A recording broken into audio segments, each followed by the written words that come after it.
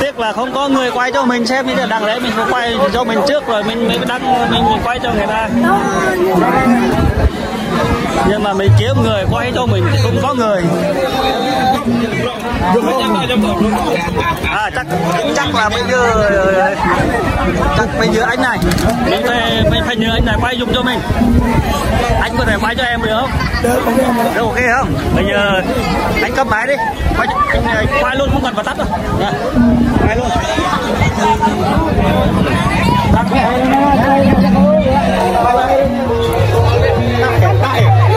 Cần cái đội chữ đen luôn đi. Đấy, cánh Tây Nguyên cái đẹp này.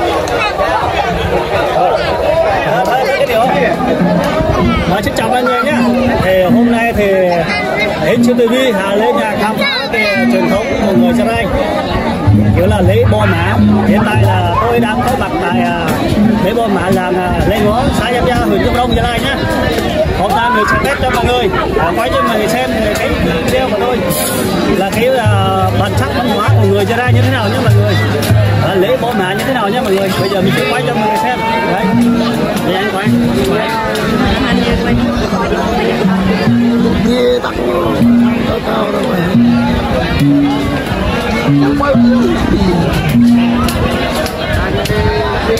Bây giờ là con phải chấp nhận là gần con sẽ quay của cô rồi, cảm ơn nha.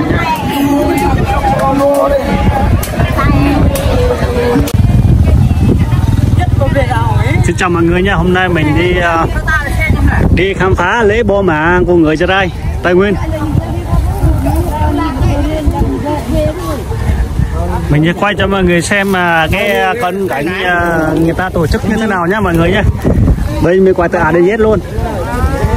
Đấy, trong này thì vẫn có người bán hàng nhé mọi người. Đây, người ta bán hàng tận nơi luôn. Đấy, không làm phiền bà con. Rồi, xin chào đây. Đấy. Mọi người nhá. Rồi. Idol siêu linh. Đây nhá mày. Có chứ, có lên TV mà. Còn kênh YouTube Hiến Siêu TV là thôi nha chị nhá. Đây, người ta bán hàng tân nhà má luôn mọi người nhá. Mình sẽ quay cho mọi người xem phong tục tập quán của người Gia Rai như thế nào nhé mọi người nhé. Đây. Xin chào nhá. Hôm nay lễ Bo Mã thế nào mấy anh cảm thấy thế nào? Vui không? Đây là vui, rất là vui luôn mà. Phong tóc dân tóc của mình là uống rượu kè vừa có rượu trắng uống thoải mái thôi. Hello. Không sao gì hết đấy. Thấy một đống xe máy này chắc đông người lắm hề. Đông lắm, nó hết Đà Lạt. Bây giờ cho phép mình đi quay tận nhà ma luôn nhé. Rồi xin chào mọi người, giờ mình quay nhà ma người ta tổ chức như thế nào nha mọi người nha, xem Hiến Siêu TV nhé. Đây bên này bán hoa quả nha mọi người. Quay em anh ơi. Đấy, này bán hoa quả nhá. Quay em anh ơi. Cây này, cây này. Đây, mời luôn, mời luôn. Là có xoài ớt ngon không? Ngon. Xoài ớt là rất là ngon luôn. Mời. Đây gọi là món giải độc nhá, giải rượu nhá. Mời ăn đây. Mời luôn hả? Mời luôn. Rồi, cảm ơn nha. Hôm nay mình đi quay mà có anh chàng này rất là đẹp trai và dễ thương. Mời mình ăn quả xoài luôn cho mấy người nha.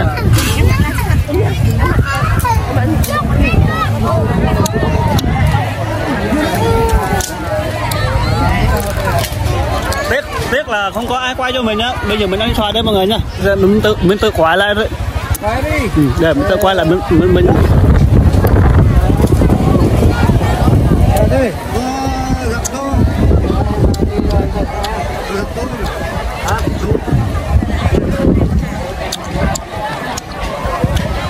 Hiện tại mình đã ăn xoài nhé mọi người. Xoài vừa ngọt vừa cay cay thấy ngon đấy.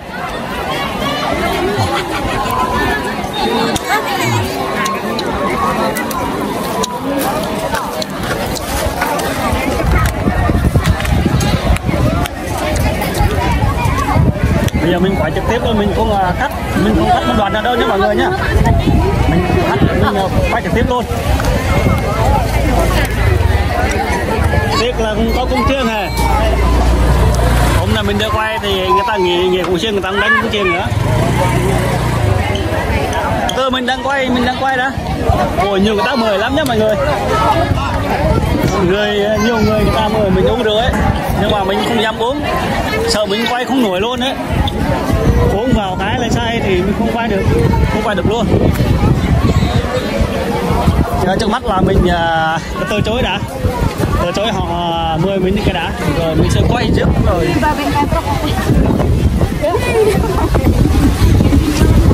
Trong hôm nay trời rất gió, tiết này gió quá lớn nên âm thanh nó không được.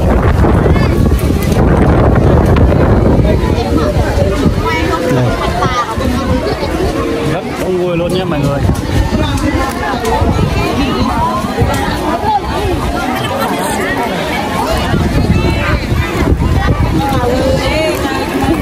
Bên này là đang mời nhau uống rượu chè đấy mọi người nhé.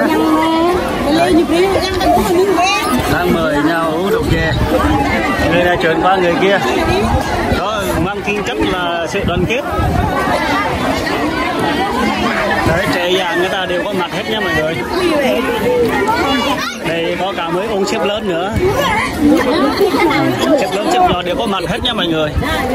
Mình hãy nói nhiều mọi người thêm thông cảm nhé. Ở đây các làng lôn xôn hết đấy. Làng này làng kia nhiều làng lắm nhé mọi người. Để mình quen rồi, mình hãy nói mọi người mình quen rồi, mọi người thông cảm. Mình làm mình mang tính chất là giao lưu học hỏi để khám phá những cái hình ảnh văn hóa bản sắc nét đẹp của người Tây Nguyên thôi nhá. Đúng ra thì phải có người đánh cồng chiêng cơ, nhưng mà hôm nay thì mấy anh đánh cồng chiêng như là nó nghỉ hết rồi á. Thì mình quay tí nữa, mình quay cồng chiêng mình quay riêng nha mọi người. Cồng chiêng thì mình sẽ quay riêng, mình sẽ đăng riêng video riêng. Còn cái đây là cận cảnh của người dân tổ chức nhà ma bò má nhé mọi người. Đây.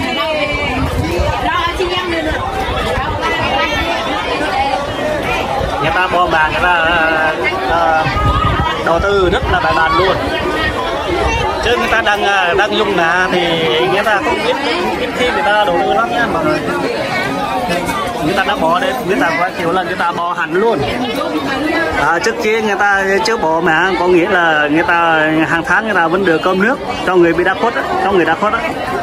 Hàng tháng người ta vẫn tổ chức lễ nhỏ thôi, kiểu là mang cơm nước đến. Nhưng mà hôm nay thì không như vậy đâu.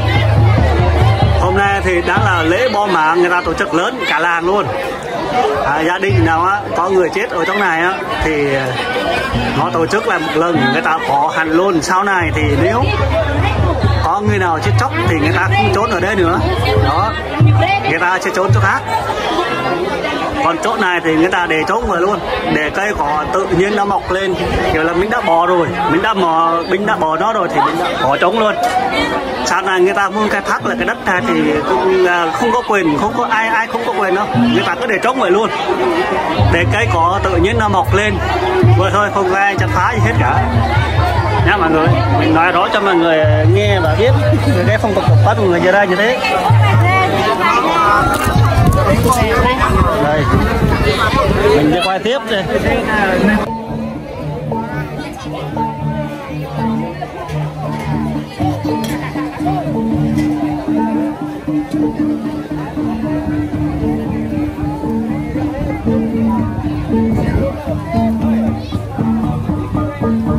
Hôm nay là trưa nhé mọi người, 1 giờ trưa, mặt trời nó hơi chói.